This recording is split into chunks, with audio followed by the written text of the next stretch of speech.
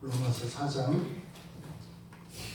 13절에서 15절까지 우리 같이 한 목소리로 함께 읽겠습니다.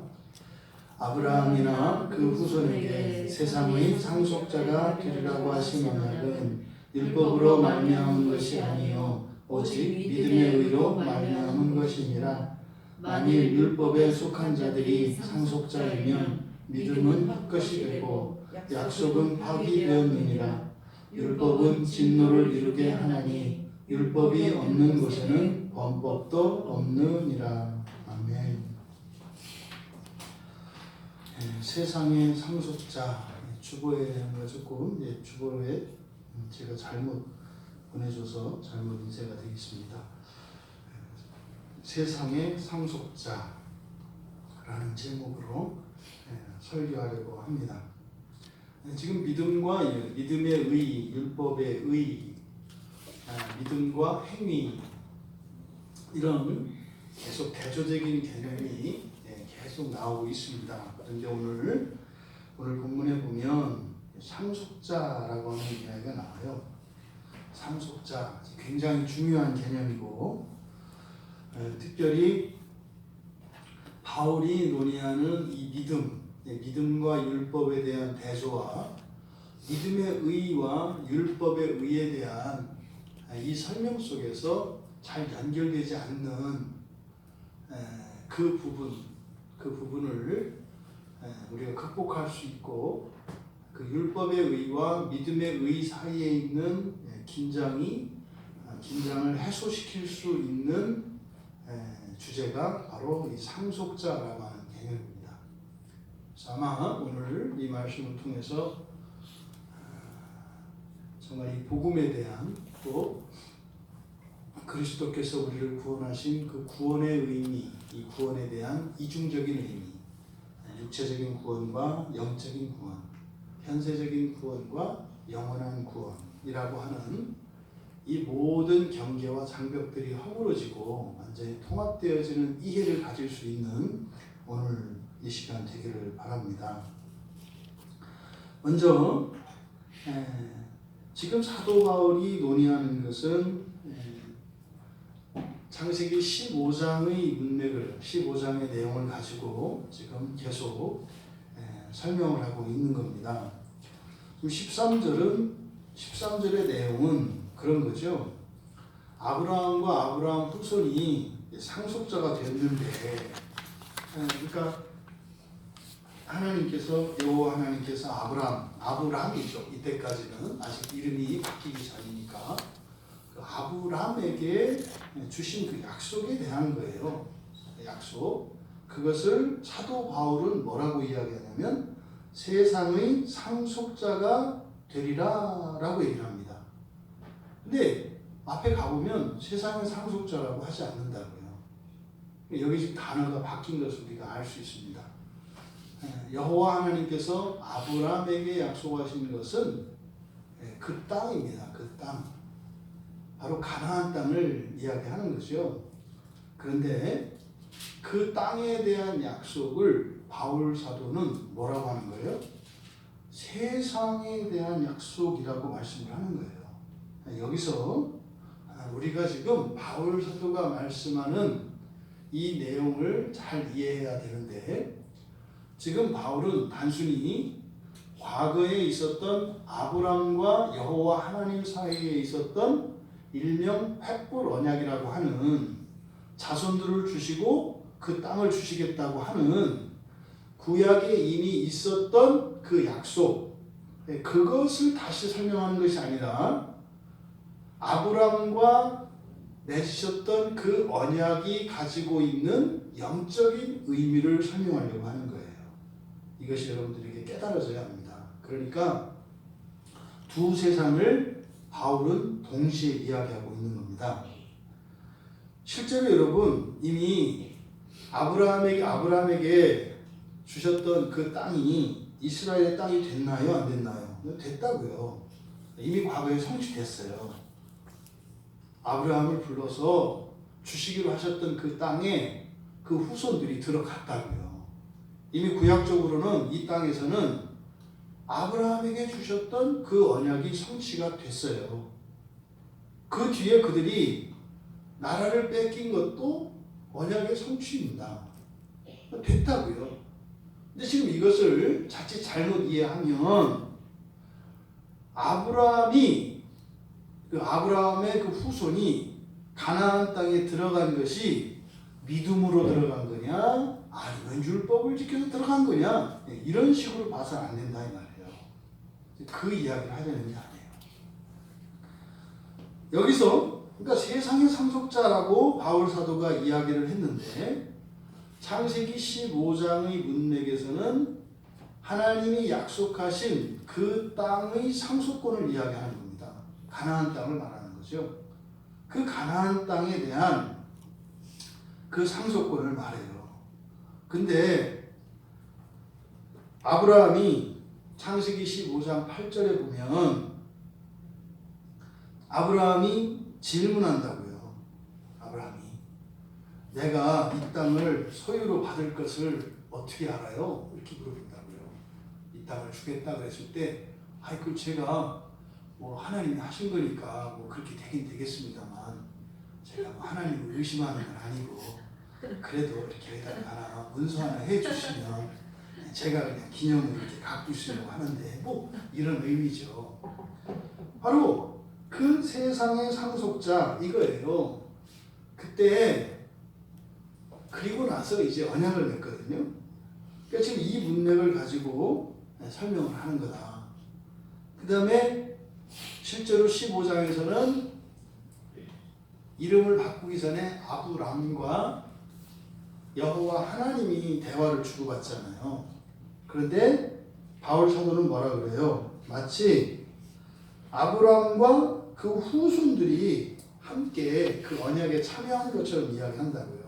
마치 시내산에서 모세와 이스라엘 백성들이 함께 함께 언약을 맺은 것처럼 아브람도 아브람의 후손들과 아브람이 함께 여호와 하나님과 마치 언약을 맺은 것 같은 그런 뉘앙스를 풍긴다고요. 그런데 창세기 15장의 이 횃불 언약은 개인적으로 일어난 것이고 그것은 아브람과 하나님 사이에서만 일어난 일입니다. 근데 물론 이제 뒤에 18절 창세기 15장에 18절에 가면 언약식을 마치고 난 뒤에 여호와께서 말씀을 하세요.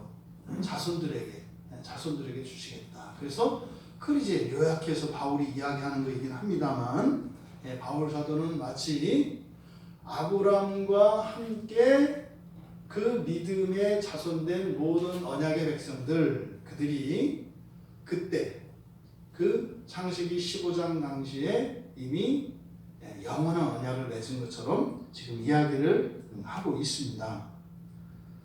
그런데 그때 맺은 그 언약은 율법으로 말미암은 것이 아니요 오직 믿음의 의로 말미암은 것이니라. 그러니까 율법이 아닌 믿음의 의로 말미암았다. 그러니까요 여기서 말하고자 하는 것은 그거죠. 하나님께서 그 땅을 주시겠다고 하셨던 그 약속은 아브라함의 어떤 행위나 공로로 말미암은 즉 그것에 대한 보상으로 주어진 것이 아니라 은혜로 그러니까 선물이죠. 선물로 주셨고 다만 아브라함과 그 후손들은 믿음으로 그것을 받았을 뿐이다. 요 이야기를 하는 거죠. 그래서 언약은 율법으로 말미암은 것이 아니라 오직 믿음의 의로 말미암은 것이다. 그러니까 이 믿음의 의라고 하는 것은 앞에 있는 율법과 함께 우리가 양자택일이 아니라고요. 그 언약에 참여하는 방법이 그 언약을 얻는 방법이 율법이냐 믿음의 의냐 답은 몇 번? 이런 게 아니다 이 말이에요. 즉 그 이야기를 하려고 하는 게 아니다. 그러니까 믿음의 의로 말미암아 상속자가 된다. 이거는 그러니까 결단코 어떤 방법이나 그 유효한 길, 조건 이런 것을 이야기하는 게 아니에요. 그래서 이것을 종말론적으로 우리가 생각을 해봐야 합니다. 그러니까 이때 언약으로 주신, 그러니까 구약에서는 아브라함에게는 그 땅으로 인식되어지는, 그 약속의 땅으로 인식되는 그 상속권, 그 땅에 대한 상속권, 이것이 그냥 유대인들에게 주시는 그 땅, 유대 민족에게 주시는 그 땅, 이것일 뿐만 아니라 그것을 뛰어넘는 무엇이 있다는 거예요. 그래서 믿음이라고 하는 것은 그러니까요, 단순히 그 땅을 차지하는 데에 필요한 게 믿음이다, 이것이 아니라 아브라함과 여호와 하나님이 맺으셨던 그 땅에 대한 약속의 언약, 그것은 사실은 뭐예요? 이 지상에서 뛰어넘는 그 하나님 나라에 대한, 그 나라에 대한 언약이 그때 이루어지고 있었다. 그러니까 지금 아브라함도 깨닫지 못했던 것, 그 영적인 의미를 바울 사도가 지금 설명하고 있는 겁니다. 그러니까 여기서 믿음의 의라고 하는 것은 과거 아브라함과 하나님 사이에 있었던 그 언약에 대한 지금 해설을 이야기하는 게 아니라 아브라함조차도 인식하고 있지 못한, 그도 바라보지 못했던 그 하나님 나라, 이것을 지금 바울 사도는 설명하려고 하는 겁니다. 그러면 왜 믿음의 의를 주셨다고 하는가? 일단 그 창세기의 그 횃불 언약, 그리고 믿음의 믿음을, 그의 믿음을 의로 여기셨다라고 하는 그 15장 6절에서의 그 말씀, 그것을 왜 믿음의 의, 그의 믿음의 의로 여기셨다, 이렇게 말씀을 하셨을까? 먼저 창세기 15장의 배경이 되는 그 본문이 바로 앞에 14장이에요. 창세기 14장에 있는 내용은, 그러니까 조카 롯이 붙잡혀 갔고, 그러니까 조카 롯을 이제 구출해 오는 장면입니다. 그때 당시에 가나안 땅에 가나안 땅에 지배권을 가지고 있었던 것이, 사실은 이제 대표적으로 이제 그돌라오메올이라고 하는 그 왕이 나옵니다만, 바벨론 근처, 이스라엘 북부 지역에서 그 바벨론 근처에 있는 이 왕들이 가나안 땅에 대한 지배권을 행사하고 있었어요. 그래서 공물을 계속 바쳤었다고요. 그런데 소돔과 고모라, 우리가 잘 알고 있는 그 소돔과 고모라의 왕들이 반기를 든다고요. 공물을 계속 바치다가 안 바쳐요. 그러니까 어떻게 해요? 말하자면 이 지배국가 입장에서는 반항을 하는 거니까 와서 정복을 해버린다고요. 벌써 본때를 보여주는 거죠. 이게 싹 정리를 하고 난 다음에 그때 전쟁을 하면 승리에 대한 표시로 여러 가지 보물들과 인질들을 데리고 갑니다. 전리품을 챙겨가죠. 그때 아브라함의 조카인 롯이 딸려가는 거예요. 그 이야기를 아브라함이 들었고, 아브라함이 가서 이제 롯을 구출해 오는 장면입니다. 근데 그것은 이제 역사적 배경이, 그런데 사실은 거기에서 보여주려고 하는 중요한 게 있어요. 이게 뭐냐면 그때 이제 최초의 11조가 나옵니다. 아브라함이 가서 다 구출을 하고 전리품을 챙겨가지고 오는데, 그 멜기세덱이라고 하는 그 예수 그리스도에 대한 구약적 예표예요. 신비의 인물이죠.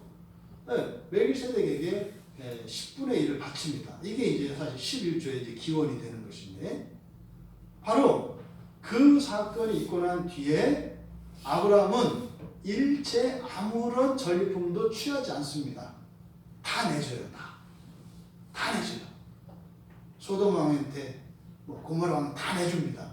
내주는 이유가 뭐냐면, 자기들이 어디 가서 술자리에 가서 아브라함 내 덕 좀 봤지, 지난번에 전쟁에서 이겨왔는데 그 전리품 내가 가지라고 했어.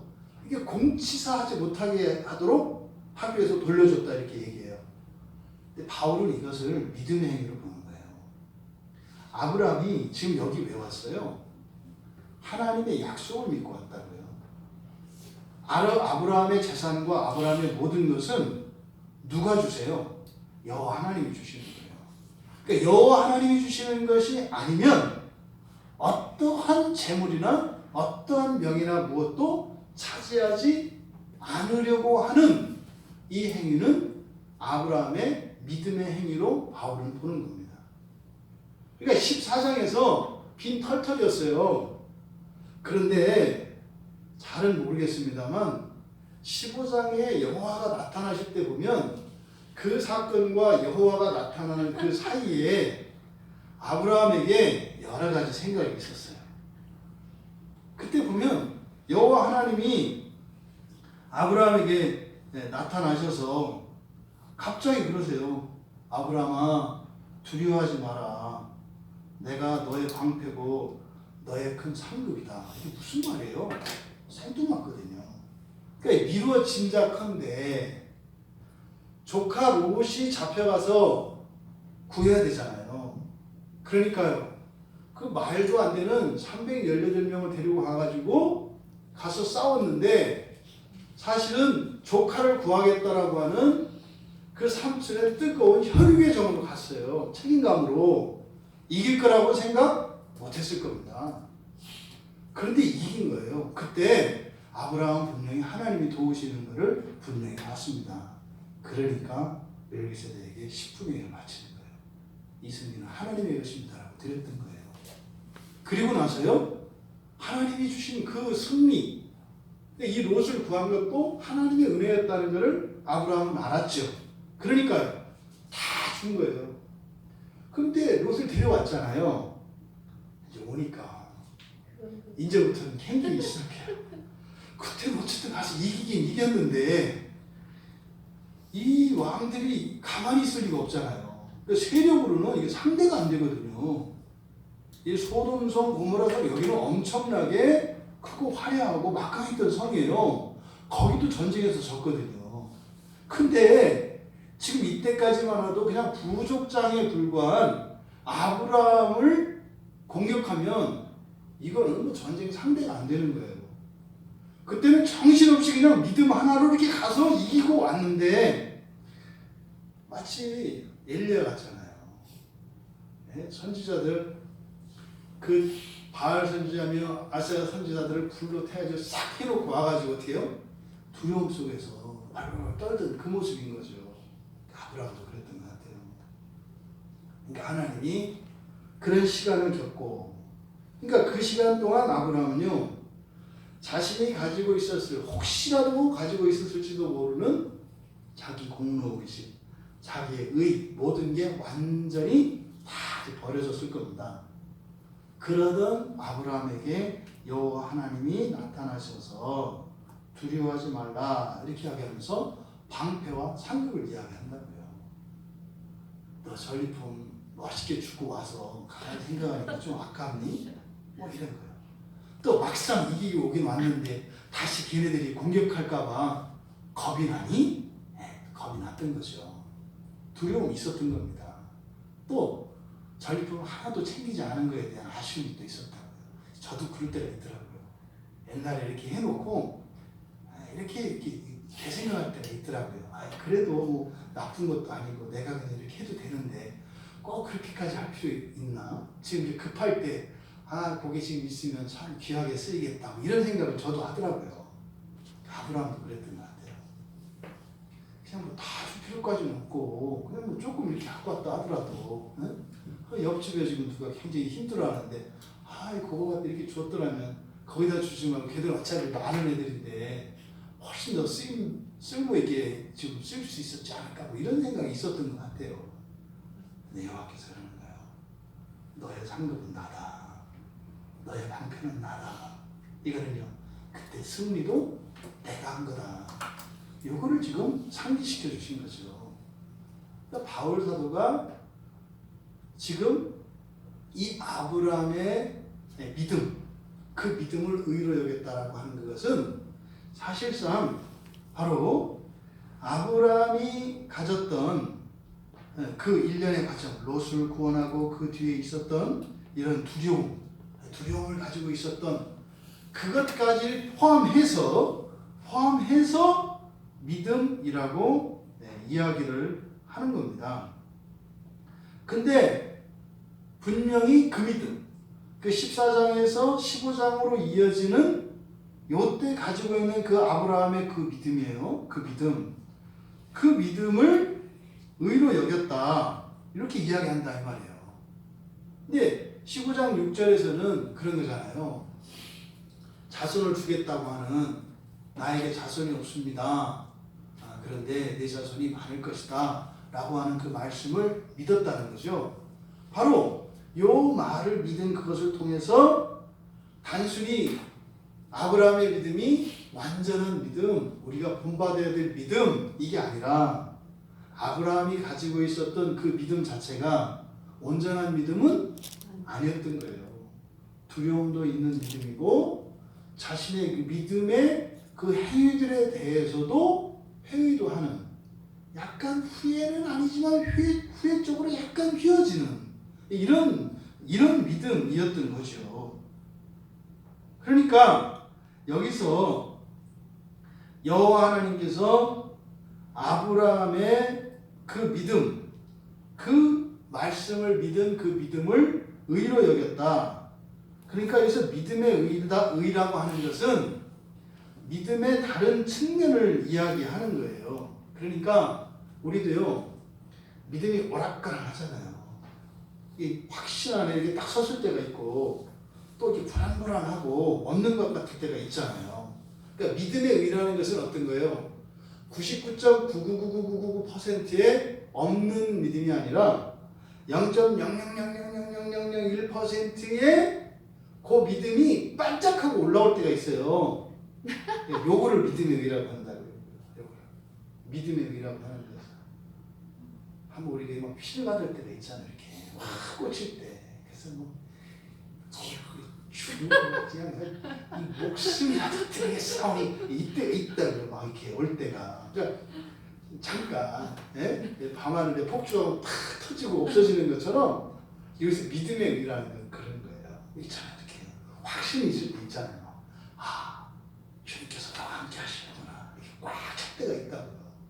근데 이제 썰을 빠지듯이 확 빠져버리죠. 그러니까 어떻게 했어요? 우리가 가지고 있는 믿음이라고 하는 전체의 영역에서 압축해서 그냥 없지만 있긴 있지만 없는 것 같은 그것이 한번 딱 하고 이렇게 빛을 발할 때가 있어요. 이것을 믿음의 의라고 한다.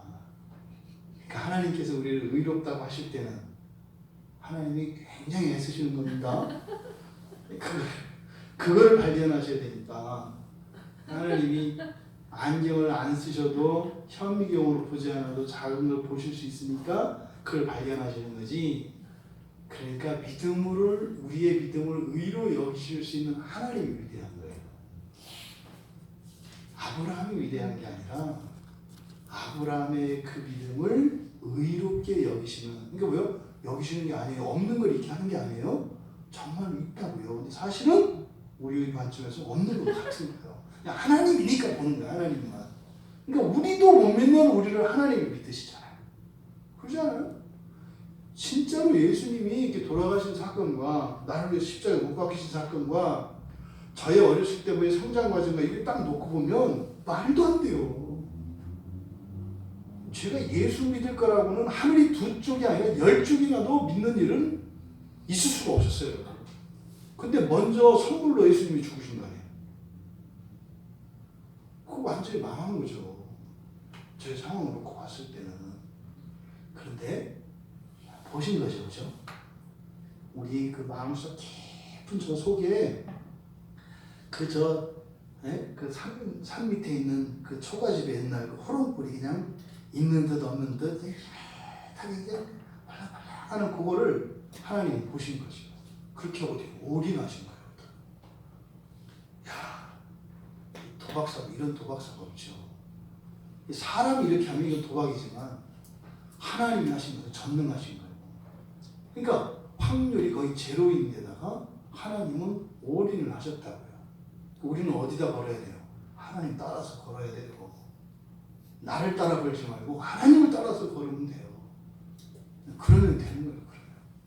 그러니까 여기서 지금 그의 믿음을 의로 여기셨다.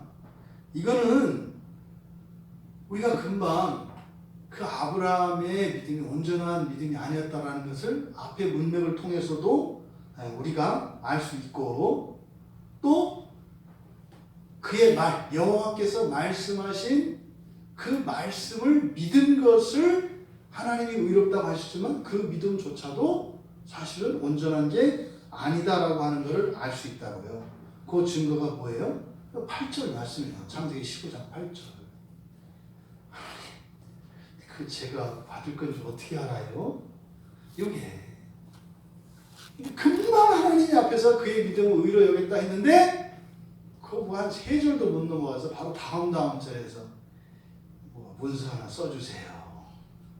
이게 지금 바울 사도가 이 아브라함이 그렇게 받은 이 언약이라고 하는 것은 믿음의 의다라고 했을 때 근거가 되는 것은 바로 14장의 문맥 그리고 15장 1절로 이어지는 그 모든 그 행위 안에 있었던 그것을 믿음, 아브라함의 믿음이라고 이야기한 것이고, 또 6절에서 여호와 하나님께서 말씀하신 그 말씀을 믿은 것, 그것을 이제 믿음의 의라고 얘기하는데, 그 두 가지 사건을 딱 빼고 나면 사실은 뭐예요? 없다.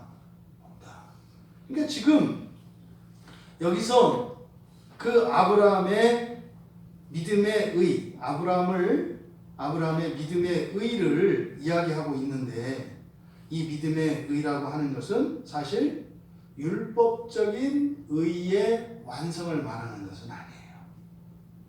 믿음으로 의롭다, 하나님으로부터 인정을 받았다라고 하는 것은 율법의 요구를 완전히 충족시켰다는 의미는 아니에요. 여기서 율법의 요구를 완전히 충족시키지 못했다라고 하는 것은 그 본성의 변화가 그렇게 됐다는 의미는 아니다 이 말이에요. 완전한 존재가 된 것은 아니다. 완전한 존재가 된 것은 아니다. 이 말씀을 드린 거예요. 믿음의 의가 부족하다는 얘기가 아니라 현실적인 이야기를 하는 거예요. 현실적인 이야기를. 그러니까 실천적인 면에서 이 믿음의 의라는 것은 율법의 의에 못 미치는 것처럼 판단될 수 있어요. 우리에게는. 무슨 말인지 이해되시죠? 바리새인이 있어요. 바리새인. 예? 그러니까 어떻게 해요? 이게 율법을 어기지 않아요. 이 사람은. 예? 매사가 완벽하고 철두철미해요. 그런데 아주 나이롱 그리스도인이 있어요. 예. 우리 청년들 나이롱이라는 말 아나요? 의미 무슨 말인지 알죠? 나이롱? 날라리.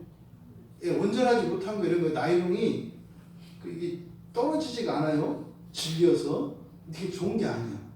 나이롱 땀도 흡수가 안 되고 사람 몸에 별로 안 좋아요. 이게 그냥 즐기기만 해. 즐기기만. 그래서 나이롱이라고 하는 것은 그렇게 좋진 않지만 좋은 것처럼 보이는 거 이런 걸 나이롱이라고 해요.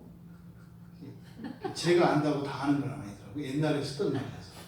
그러니까 그냥 진짜 신자 같지 않은 신자. 이게 예수를 믿는 어떤 교인이 있어요. 그리고 예수님 당시에 만나고 혼났던 이런 바리새인이 있어요. 딱 여기다 갖다 놓으면 어떻게 될까요? 비교 자체가 안 돼요. 비교 자체가 안 된다고요. 율법의 의의를 요구시키려면 사람들에게 인정을 받아야 돼요. 무슨 말이에요? 흠이 없어야 돼요. 모든 면에서. 인간적인 뭐 이런 모든 게 흠이 없어야 돼요.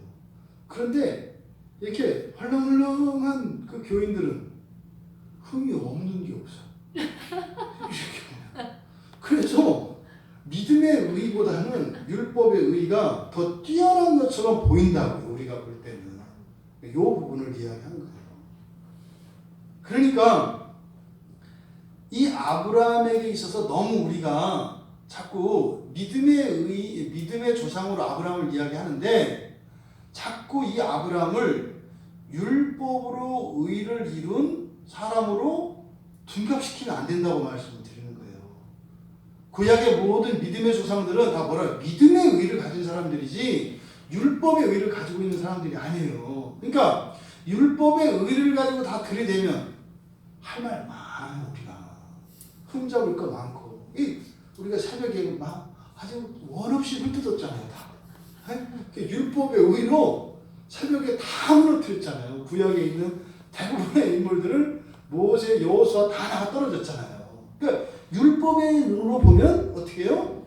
별거 아니라니까요. 다. 근데 그들이 별것 아니라고 하는 것이 우리에게 실망을 준 것이 아니라 뭐예요? 율법의 의의 은혜를 알게 하셔. 솔로몬도 문제 있고 다윗도 문제 있고 사울도 문제 있고 뭐 다 문제 있다고 했을 때 다 꽝이다 병가이다 뭐 존경해서 이런 얘기가 아니죠. 하나님의 은혜를 부각시키는 거잖아요. 그러니까 여기서 지금 이 믿음의 의라고 했을 때 자꾸 우리 생각은 의라는 말이 돌아가면 믿음의 의라고 이야기를 해도 자꾸 우리는 그걸 뭘로 바꿔요? 율법의 의로 자꾸 바꾸려고 한다고 이 안에서. 그걸 조심을 해야 된다. 그러면 이 아브라함이 가지고 있는 이 의, 이것은 믿음의 의라고 이야기하는 거예요. 그런데 여러분 믿음의 의와 율법의 의가 있어요. 현실적으로 딱 갖다 놓고 보면 누가 더 좋아 보여요? 율법의 의가 좋아 보여요. 훨씬 더 훌륭한 것처럼 보인다고요. 그런데 이거는요 한시적인 거예요. 한시적인 거예요. 언제까지? 예수님 오실 때까지만. 근데 율법의 의는요 더 좋아지지 않아요. 완전히 율법을 맞췄다 할지라도 이 율법의 의라고 하는 것은 딱 고정된 거예요.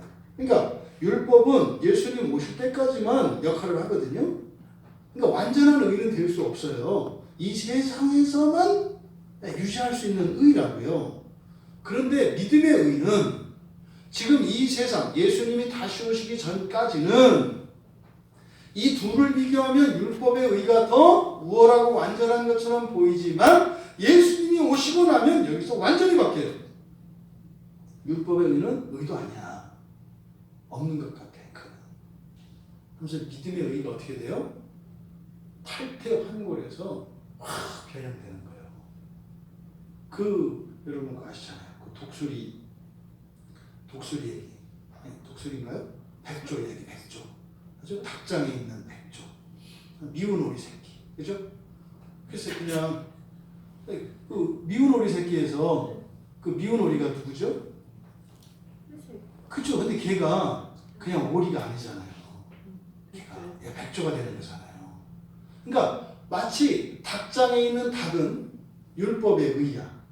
근데 닭장 안에 들어가 있는 이 백조의 새끼는 이게 믿음의 의야. 그 당시에 봤을 때는 이게 문제가 있는 것처럼 보여. 맨날. 그런데 이게 완성이 되고 나니까 이거를 뛰어넘을 수 없는 변화가 일어난다는 거죠. 이게 율법의 의와 믿음의 의의 차이입니다. 여러분 믿음의 의는요 현재적으로는 불완전해요. 결핍이 있어요. 그런데 율법의 의는 현재적으로는 완전해 보여요. 그런데 믿음의 의는 끊임없이 자라갑니다. 끊임없이 자라갑니다. 완성을 향해서 끊임없이 자라갑니다. 근데 율법의 의는 자라가지 않아요. 그러니까 이 믿음의 의는 날마다 더 온전해져 갑니다. 그러니까 완전에까지 자랄 수 있는 의는 믿음의 의예요. 율법의 의는 완전에까지는 가지 못해요. 왜요?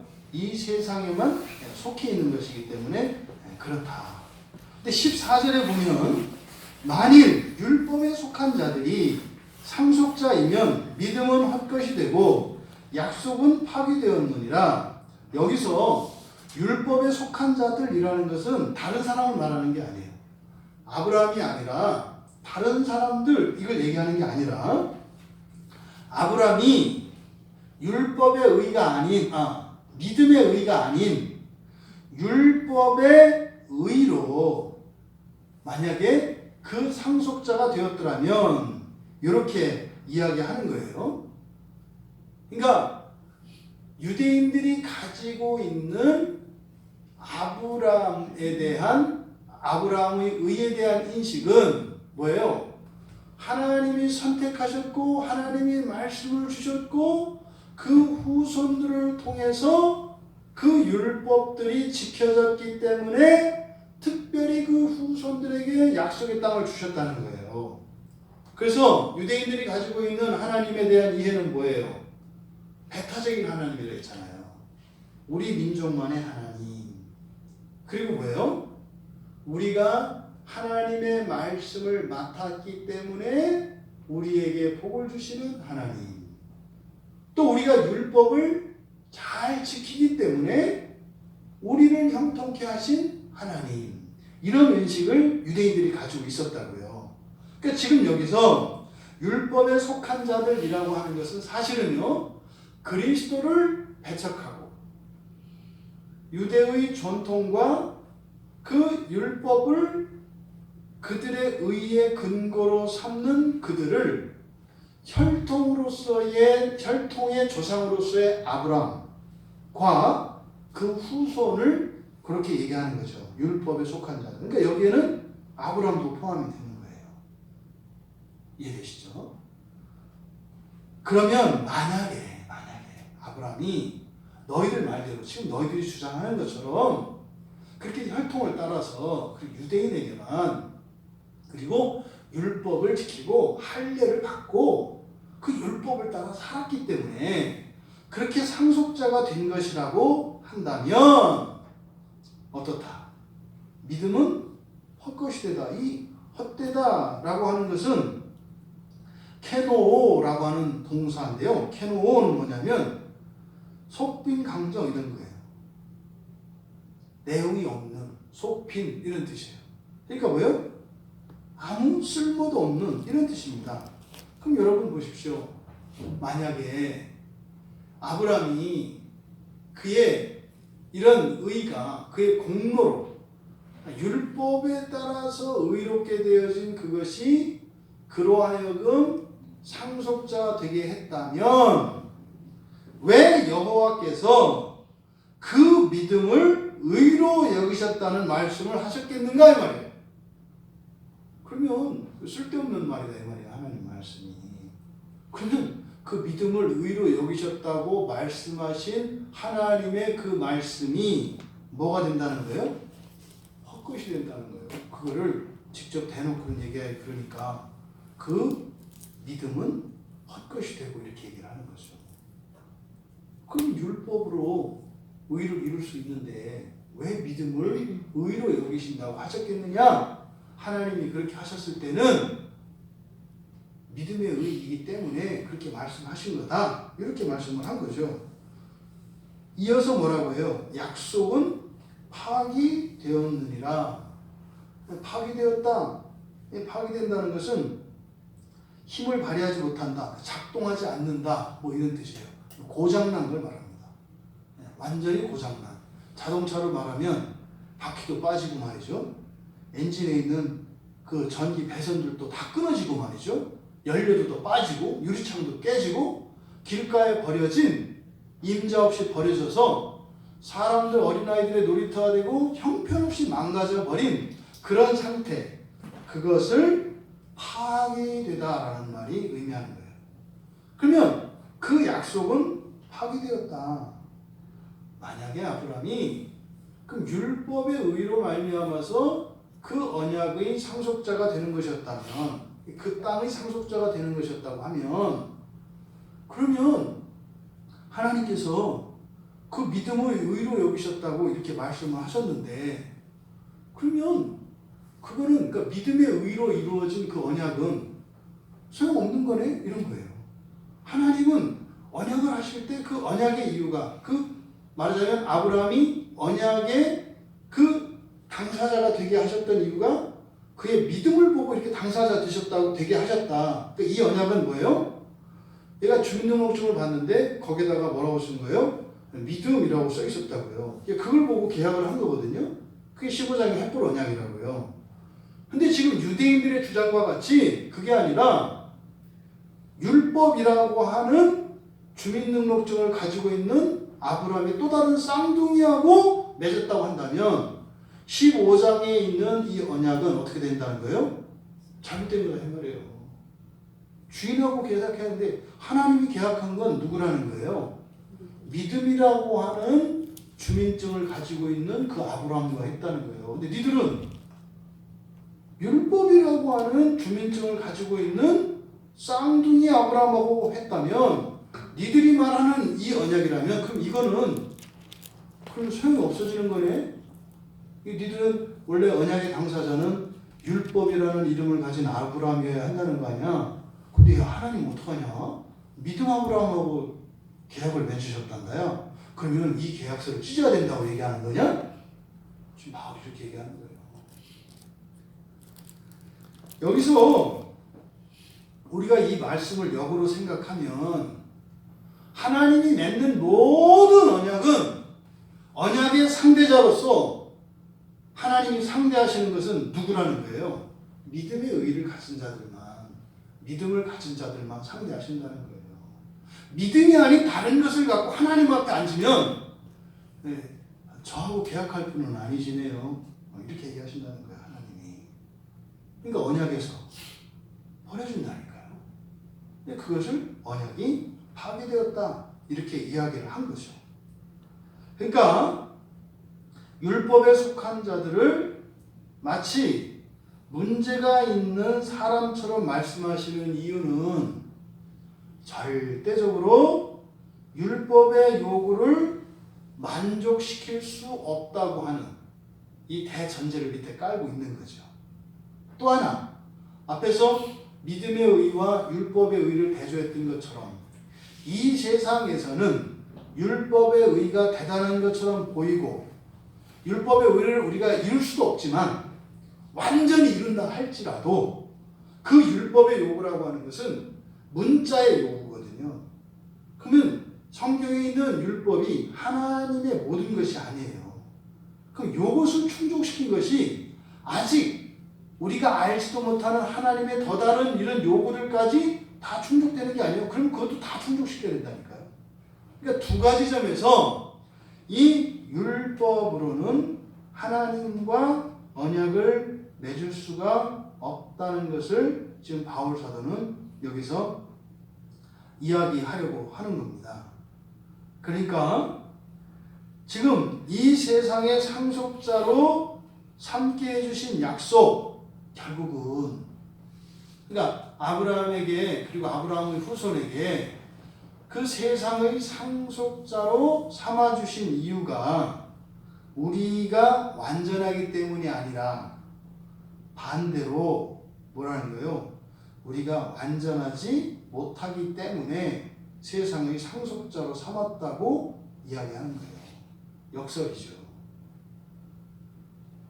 우리는 완전한 사람이 있고 엉망진창인 사람이 있으면 누구하고 계약서를 써요? 완전한 사람하고 쓴다고요.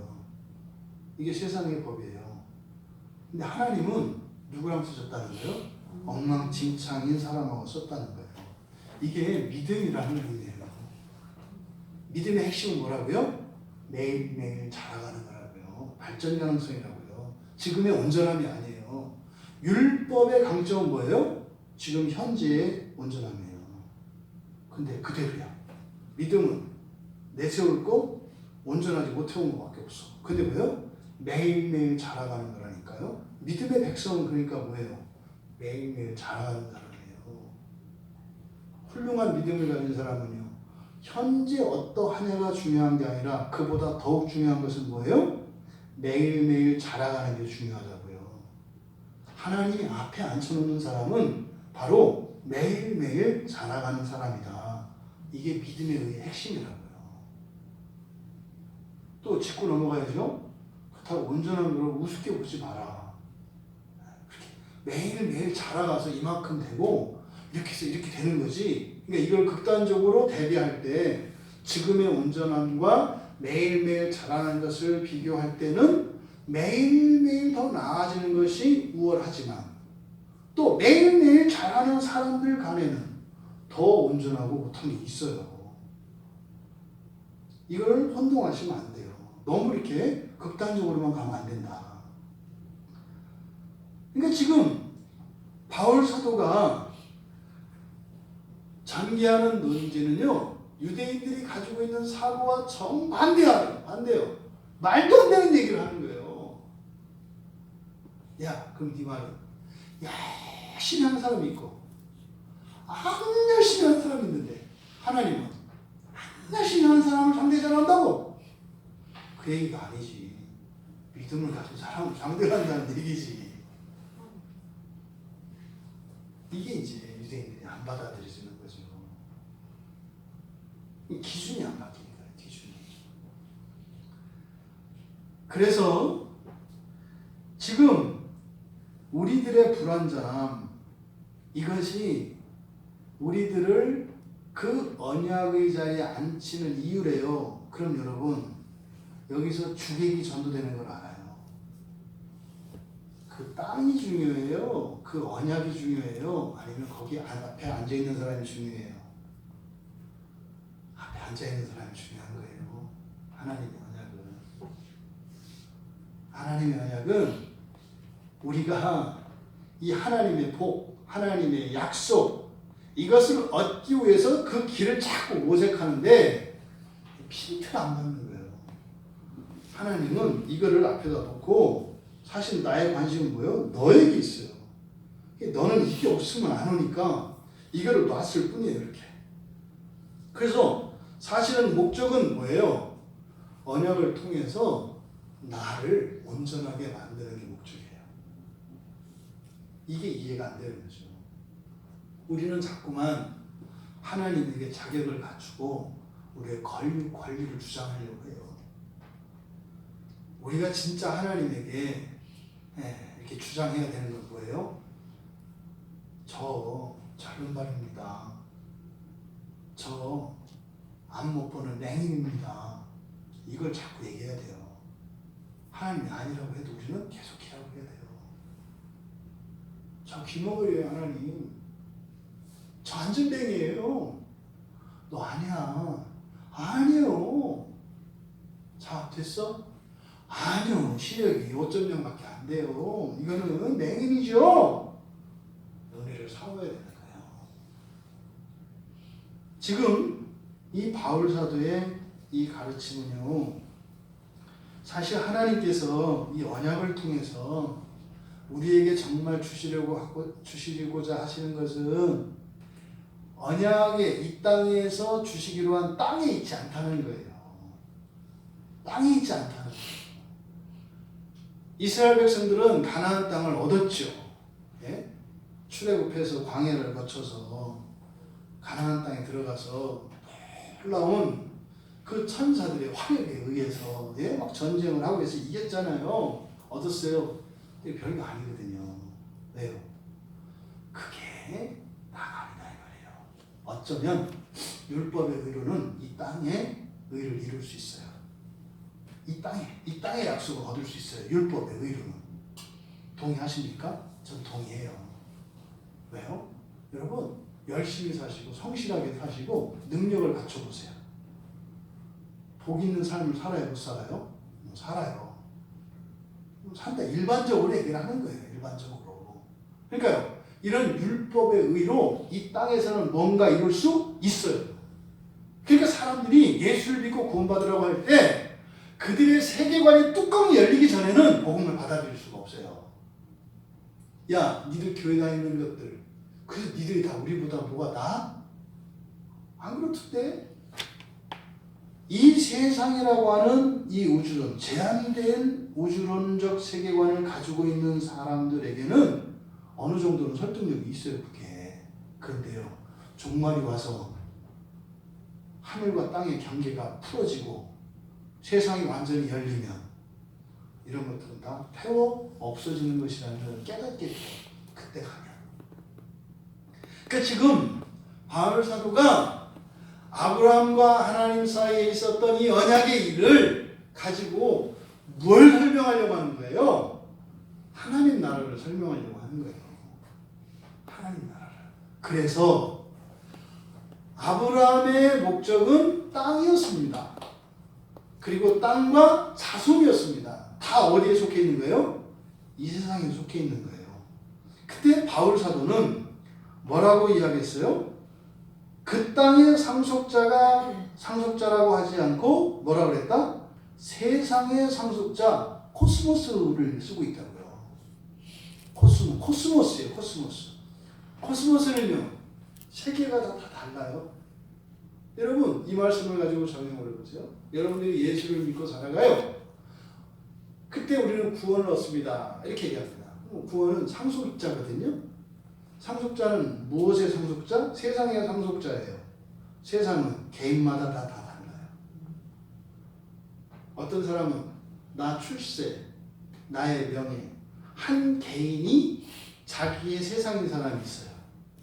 이 사람들이 생각하는 상속은 뭐겠어요? 내가 잘 되는 거예요. 내가 잘 되는 거예요.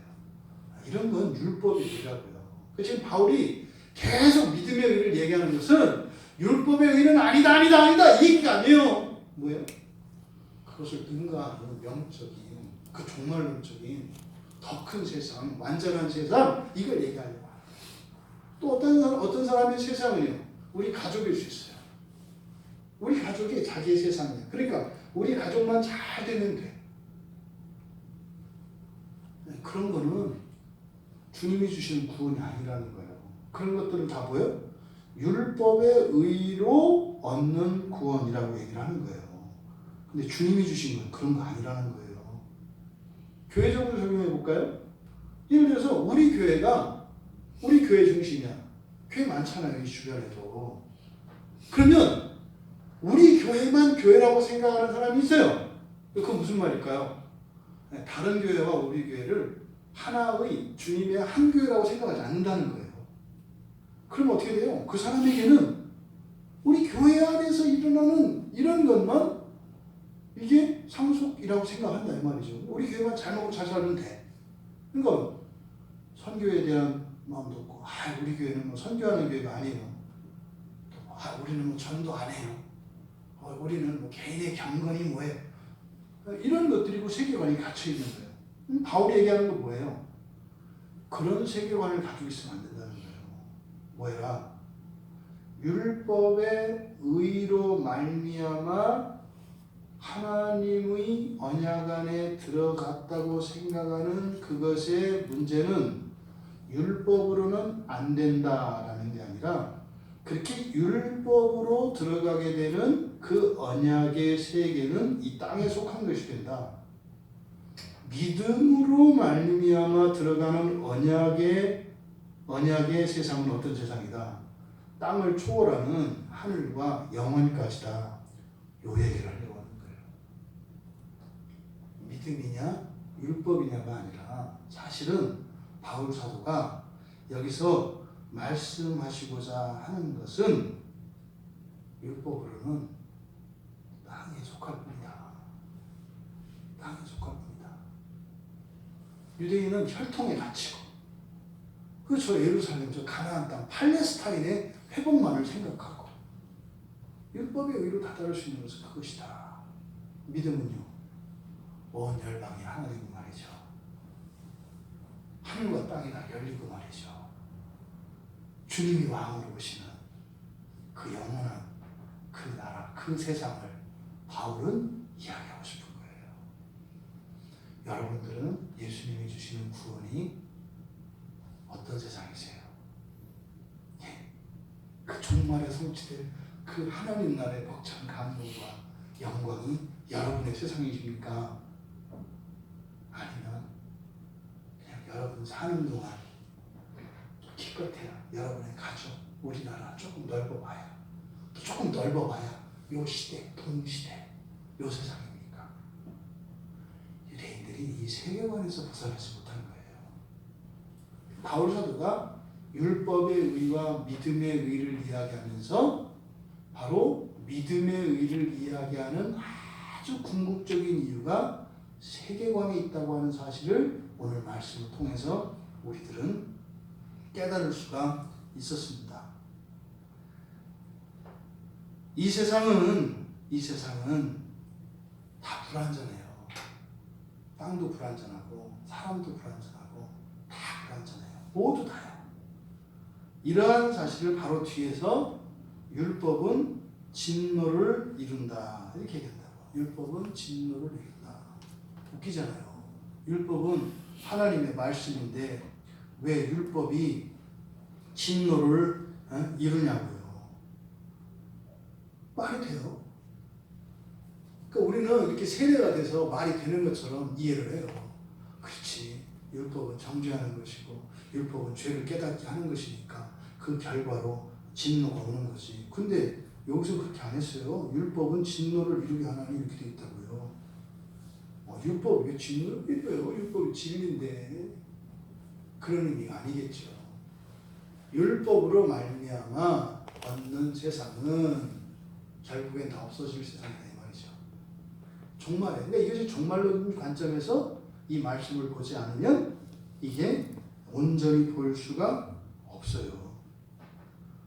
그러니까 한편으로는 율법 아래 정죄받지 않을 수 없고 또 종말론적으로는 율법의 요구를 다 충족시킨 율법에 의라 할지라도 다 소멸됩니다. 결국에는. 현재적으로는 율법에 의인 것은 맞지만 종말론적으로는 다 소멸됩니다. 그래서 율법이 가지고 있는 정말 중요한 기능은 율법의 완성에 있는 것이 아니라 뭐예요? 율법을 통해서 우리의 죄를 깨닫고 죄를 깨달으면 뭐예요? 더 온전해진다는 거예요. 이걸 깨닫는 게 율법이 가지고 있는 가장 중요한 의무예요. 그리고 율법을 통해서 얻을 수 있는 가장 큰 유익이에요. 사는 날 동안 우리가 어떻게 된다? 끊임없이 갱신되고 한다. 이게 사실은 율법을 통해서 우리가 얻을 수 있는 최고의 큰 유익입니다. 이게 율법이 진노를 이룬다라고 하는 이야기입니다. 뒤이어서 율법이 없는 곳에는 범법도 없느니라. 이게 지금 무슨 말이냐면 여기서 범법이라고 하는 이 말은 길에서 벗어난다 이런 뜻이에요. 파라바시스라고 하는 말인데요. 갈라디아서 3장 19절에 보면 이 범법이라고 하는 이 단어를 이 파라바시스라고 하는 말은 거기서도 쓰는데 율법이 주어지는 이유 그것이 범법 다시 말해서 길에서 벗어났기 때문에 율법이 주어지는 거다 이렇게 얘기를 해요. 그러니까 율법이 주어진 이유는 그러니까 율법은 언제 주어진다? 길에서 벗어났을 때 주어진다. 그럼 길에 있으면 율법이 필요해요? 안 필요해요? 필요 없는 거예요. 여러분들이 노선버스를 다니는 노선버스가 다니는 그 길에 있어요. 그럼 노선버스를 타면 되죠. 근데 노선버스가 안 다니는 곳에 있어요. 그럼 택시를 타든지 뭐 다른 걸 타야 되는 거 아니에요? 다른 수단. 이게 율법이라고 이야기를 하는 거예요. 그러니까 율법이라는 것은 범법, 다시 말해서 길에서 벗어났을 때 주어지는 게 율법이다 이렇게 얘기를 하거든요. 그러니까 믿음의 의, 다시 말해서 믿음을 따라가는 것은 어디에 있는 거다? 길에 있다. 믿음을 따라가는 것은 길에 있다. 죄인은 길에서 벗어났어요. 이렇게 벗어나 있는데 벗어나 있는 사람들 중에 율법이 주어지면 율법은 길로 돌아오도록 안내해요. 율법은. 그러니까 어떤 사람들은 율법을 통해서 첫째 뭐예요? 내가 길에서 벗어났다는 걸 알겠죠. 율법이 띵동 하고 도착했어요. 지금 당신은 엉뚱한 곳에 계십니다. 좌로 오십시오. 그러면 뭐예요? 내가 길에서 벗어났다는 걸 알아요. 이거 정죄당한다 이렇게 얘기를 하죠. 그런데 어떤 사람은 띵동 와도 알고 있어 이런 사람이 있단 말이에요. 그 사람 누구예요? 믿음의 길을 가는 사람들이에요. 그러니까 믿음의 길을 가는 사람은 길에서 벗어나 있다 할지라도 이 사람이 믿음의 길을 간다라고 하는 것은 하나님이 이 사람 때문에 새로 내주신 길이 있어. 율법이 아니라 길이 있어. 그러니까 이게 길이에요. 그러니까 위치상으로는 이렇게 벗어나 있는 건 똑같아.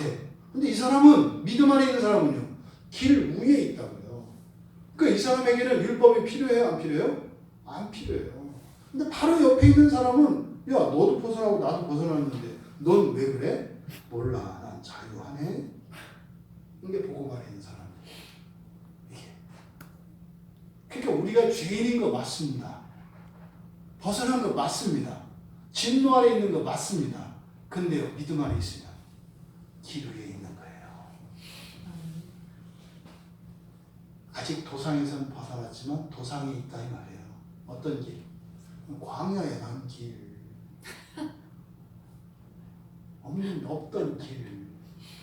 그래서 우리들의 죄를 통해서 이 세상에 뭐가 생겨요?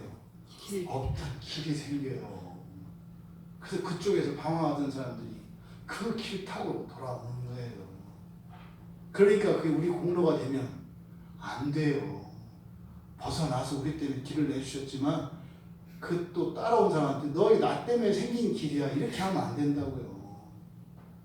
나도 벗어났었어 이렇게 얘기를 해야 되는 거지. 지금 기가 막힌 이야기를 해주시는 거예요. 그러니까 율법 없는 곳에 범법도 없다라고 번역되어진 이 말, 그러니까 믿음의 길에 서 있는 사람은 비록 길을 벗어나 있지만 그 사람들은 율법을 따라갈 필요 없이 믿음의 길로 가면 된다. 마치요 세상의 이 상속자라고 하는 이 말은 아버지 품에 돌아온 자식과 같은 거예요. 그래서 율법의 길이 아니라 믿음의 길로 부자 관계가 완전히 회복된, 아직은 거리상으로는 멀어져 있지만 하지만 이미 관계가 다 회복된, 하지만 멀리 있기 때문에 우리의 이런 습성들과 우리의 본성의 변화는 필요해요. 하지만 우리는 율법의 정죄를 받는 것이 아니라 율법의 도움을 받죠. 믿음의 길을 따라 가긴 가야 되는데 좌로 30도, 우로 30도 이렇게 가야 되겠구나. 도움을 받는 거죠. 율법이 우리가 벗어난 그것을 위해서 정죄를 받고 그것을 향해서 가는 것이 아니라 믿음의 길로 나아가며 우리는 율법의 도움을 받습니다. 지금 사도 바울께서 믿음의 의와 율법의 의를 이야기하시면서 상속자에 대한, 세상의 상속자라고 하는 이 말씀이 우리 모두에게 깨달아지기를 바랍니다. 아브라함은요 그 언약을 통해서 언약이 그 후손들에게 성취되어 가나안 땅으로 그걸 끝났잖아요. 그러니까 율법으로 말미암는 그 언약을 따라가면 이 세상으로 끝난다고요. 근데요 믿음의 의로는 끝나는 게 아니라 이제 승천하고 하나님 나라에 가는 그 약속을 보고 가야 된다. 사실 지금 바울이 여기서 전개하는 이런 내용들은 신약성경 전체에 있는 하나님 나라에 대한 이 계시에 대한 이해가 없으면 이해하기 어렵습니다. 우리가 삶의 필요를 느낄 때가 있어요. 그리고 절대적으로 하나님 도움이 필요할 때가 있어요. 항상 우리는 그럴 때 하나님 나라를 동시에 봐야 합니다. 이 땅에서의 구원뿐만 아니라 지금 당장 어떤 결핍을 통해서 우리의 필요가 있다면 이것을 구할 때 보이지 않는, 그리고 장차 임할 그 하나님 나라에 대한 소원을 함께 불러일으켜야 합니다. 그러면 현재 내가 핍절한 상태, 결핍의 상태, 이것이 불행한 것이 아니라 오히려 유익이 되죠. 왜요? 이걸 통해서 하나님 나라의 소망을 가질 수 있으니까. 오늘 낮에 사역자로 부르심을 받았는데 가정사로 인해서 사역을 중단하신 어떤 사역자를 만났어요. 그분 안에는 마음에 짐이 있었던 것 같아요. 가정적인 일로 인해서 사역을 그만뒀다고 하는. 부채의식이 있었던 것 같아요. 그래서 자기를 소개할 때 뭐라고 소개를 잘 못해. 그냥 뭐 평신도입니다. 이게 표시가 나잖아요. 근데 평신도입니다. 이렇게 얘기를 하는 거예요. 그래서 이제 여쭤봤더니 얘기를 하더라고요. 사역자로 부르심을 받고 사역을 하다가 형제 중에 하나가 굉장히 특별한 어려움에 처했어요. 교통사고로 전신마비가 된 거예요. 그럼 누군가가 돌봐줘야 돼요. 그래서 형제들이 돌아가면서 교대로 돌봐줬는데 일정 기간 지나니까 모든 가정이 다 문제가 되죠. 모든 가정이. 처음에는 합니다. 이게 5년, 7년 이렇게 가면 다 문제가 됩니다. 그럼 그런 상황이 되면 형제 간에 말이 없어집니다. 집안이 고요해집니다. 오직 순번 돌아오면 그 일만 하는 거예요. 그렇게 하다가 나중에는 갈라집니다. 이분이 안 되겠다 이렇게 하셔서 기도하셨겠죠. 하나님께. 하나님을 섬기는 일도 어쨌든 내가 소원하고 기름 부음을 받고 사역자가 됐는데 교회를 섬겨야 되겠죠. 근데 또 가족에서 우리 한 형제 때문에 우리 집안 전체가 이렇게 막 가라앉고 있는 이 상황에서 고민을 했던 것 같아요. 그래서 아예 사역과 모든 걸 내려놓고 전담하기로 이제 형제들에게 그렇게 삼아 이제 다른 과정들이 다 회복되고 지금은 그 한 분의 헌신으로 사실 모든 하여튼 은혜가 있었겠죠. 근데 이분이 이제 그 이제 30년 이상을 그 동생을 이제 섬기다 보니까 몸이 병이 난 거예요. 이렇게 관절에 뭐에 막 이렇게. 이게 지금 병원에 왔는데 몇십 년 만에 처음 휴가라고 얘기하더라고요. 근데 대화 중에 제가 그걸 느꼈어요. 마음의 짐을. 근데 제가 듣기에는 전혀 그 짐을 느낄 필요가 없을 것 같은 거예요. 하나님께서 뭐 가정교회로 보내주셔서 그 교회를 섬기셨구만요. 그 사역자가 사역을 그만둘 수가 있습니까? 임지가 바뀌었다고 하나님한테 나 사역 관뒀다고 하면 그 대드는 거지. 오히려 이렇게 지금 몸이 다 닳도록 사역 잘 하셨으면서 왜 혼자 괜히 그런 부담을 갖고 계세요? 우세요? 틀린 얘기 아니죠? 이게 말장난이 틀린 얘기 아니에요. 분명히 사명을. 그래서 그 가족들, 그 화형제를 팔남매라더만 팔남매들이 신앙 안에서 쫙 살아났잖아요. 같이 예배를 안 드릴지 몰라도 그들이 각 교회에서 또 그 하나님의 은혜 때문에 그것 때문에 그 부채의식 때문에 더 섬기지 않겠어요? 멋있는 거죠.